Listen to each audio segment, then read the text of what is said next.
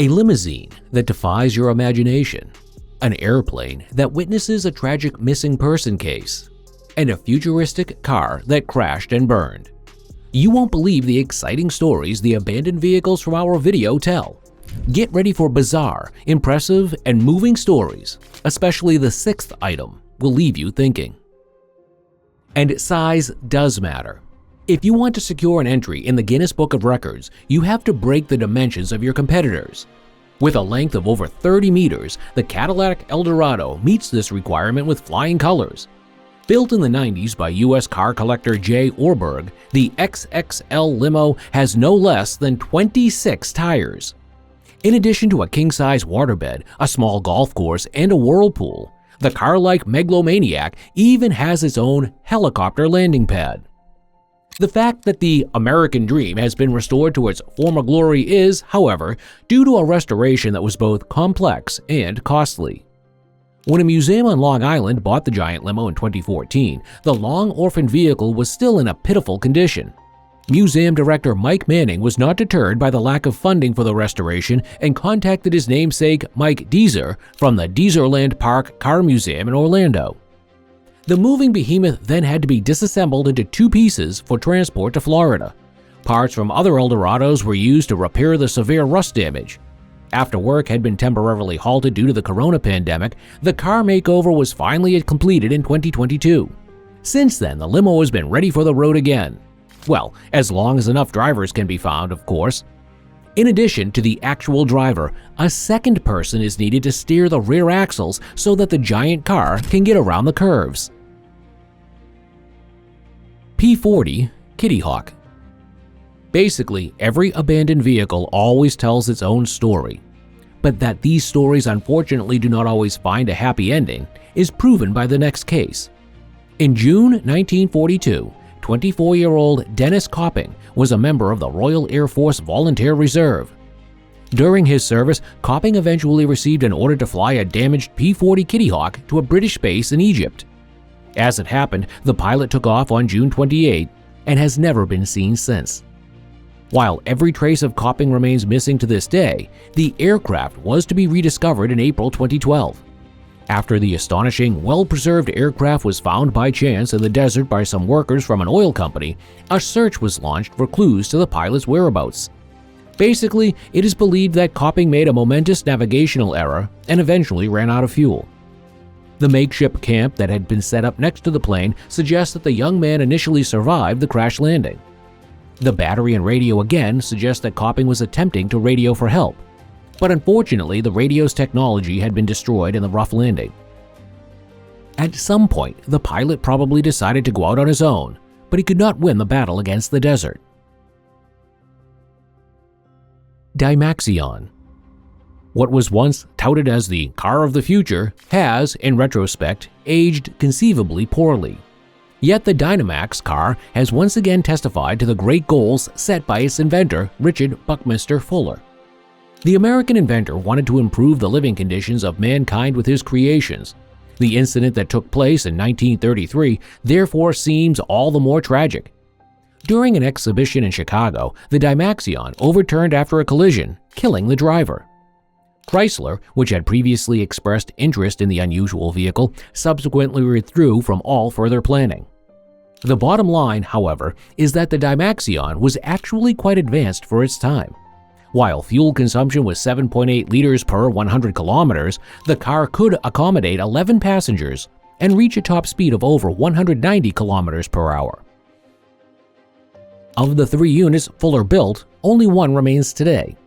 The out-of-time vision of the future is housed at the National Automobile Museum in Reno, Nevada. The Drawbridge. Bridges are sometimes made of wood, sometimes of steel and concrete, and sometimes of trains. What is a distinct curiosity for us has long been part of everyday life in Georgia. In the town of Akahalaki, a discarded train car crosses a river known for its treacherous currents. So some resourceful people came up with the idea of turning the no longer needed compartment into a safe bridge structure. However, the word safe is relative in this case. Not only does the unusual bridge rest on only 2 concrete bases, the wagon is also old, rusted, and wobbly. Moreover, some pictures of the interior show that the wagon has also lost some parts of its floor over time. The vintage treasure. Unbelievable but true. Last year, something turned up in an old barn in France that makes every classic car fan shriek with rapture. The story actually began unspectacularly. After the well-known car collector Pierre Héron died in early 2022, he left an inconspicuous barn to posterity. But when an expert entered the dilapidated building, he couldn't believe his eyes. Countless classic cars were resting under the rotten roof beams. Okay, admittedly, the time-honored bodies weren't exactly what you'd call checkbook maintained. And yet, beneath the thick layer of dust, a treasure slumbered that was extremely valuable not only from a collector's point of view, but also from a financial one. While some cars are worth no more than 10,000 euros, the rare 1956 Tracta Gregory Coupe is likely to fetch 80,000 bills. The centerpiece of the car treasure, however, is a 1948 135M Cabriolet. Due to its amazingly good condition and its original Paris license plate, experts put the car's value at 200,000 euros. Bus 142. What was supposed to be a makeshift shelter became an unwanted grave for Christopher McCandless. Driven by wanderlust and a desire to break the shackles of society, Christopher decided in the early 1990s to leave his old life behind and head out into the wide world. Equipped with only the bare necessities, the dropout initially traveled across the inner USA. After just under 2 years, however, he wanted to fulfill his long-cherished dream and travel to Alaska. Once there, he found shelter in the discarded Bus 142 of the Fairbanks City Transit System, which became world famous after Christopher's death and especially after the movie Into the Wild. That bus was also the place where Christopher's lifeless body was found by moose hunters in early September 1992. The exact cause of death remains unclear to this day. Some believe the adventurer starved to death, others that he accidentally poisoned himself with a certain type of sweet clover. After the film, the rush for Bus 142 was so great that the Alaska State Troopers had to rescue several people from the river every year. At least 2 people even died. Since the orphaned vehicle was henceforth considered a public safety issue, it was removed by helicopter in 2020. The bus is to be restored and put on display by the Museum of the North in the near future, so that visitors can view the vehicle in the future without putting themselves in mortal danger. Cadillac Ranch. In Potter County, about 5 kilometers from Amarillo, Texas, there is an art exhibition of a different kind. While it is strictly forbidden to even touch the exhibits in ordinary art museums, here it is even good manners to embellish the exhibits with graffiti. The exhibits in question are 10 Cadillacs produced between 1948 and 1963, dug into the ground in a straight line. The unusual project was realized in the 1970s by the artist group Ant Farm from San Francisco. The installation is supposed to symbolize the freedom that the car brought to everyday American life. Today, nothing can be seen of the fact that the cars were once all white. As mentioned earlier, visitors are expressly encouraged to add their own colorful marks to the Cadillacs. However, the joy is always short-lived. As a rule, the graffiti is painted over by other guests the very next day. Spaceship Graveyard. The vast amounts of space junk that have accumulated over time have long been a serious problem. But did you know that it's not always the orbits around Earth that become the galactic repository? With Point Nemo, our blue home planet is also home to a spaceship graveyard that most people have probably never heard of, which is probably due to the fact that we are dealing with the most remote place in the world. Located about 4,000 kilometers east of New Zealand in the middle of the Pacific Ocean, more than 260 spacecraft have been deliberately crashed here. Among the most famous examples is the Soviet space station Mir, but also unmanned capsules of the ISS already found their watery grave here.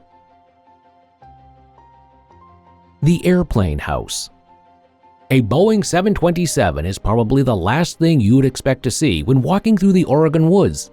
And yet, surprisingly, a clearing there is actually graced by a decommissioned airplane. In detail, however, it is not a crashed plane. but the home of Bruce Campbell. Conveniently, Bruce only had to make a few minor changes to the interior of his winged abode. While the aircraft enthusiast was able to continue using the existing water connections, the toilet only needed a new flush. And the interior furnishings were also basically retained. Anything else would have been a sign of lack of respect for Bruce. Golden Eagle, 1964. We all love scary stories, and sometimes the scary stories come on 4 tires. For example, a certain 1964 Golden Eagle is suspected of being haunted. Originally purchased for the police department in Old Orchard Beach, Maine, the car was only used by 3 officers before it was also sold. And why? Well, because it is said that all the drivers killed their families and then themselves during that time. However, the family that drove the car later is said to have been a bit luckier. However, this does not apply to the people who wanted to show the cursed vehicle who was boss. Thus, the vandals who targeted the car all died a gruesome death. After the number of victims reached double digits, a local church group decided to scrap the car and dispose of the parts far away from each other. However, the woman who owned the vehicle at the time was deeply outraged by this. She insisted it was a good car, even if the doors sometimes flew open as she sped down the highway at full throttle. Leave us a like and a subscription and become part of the Top Wealth community.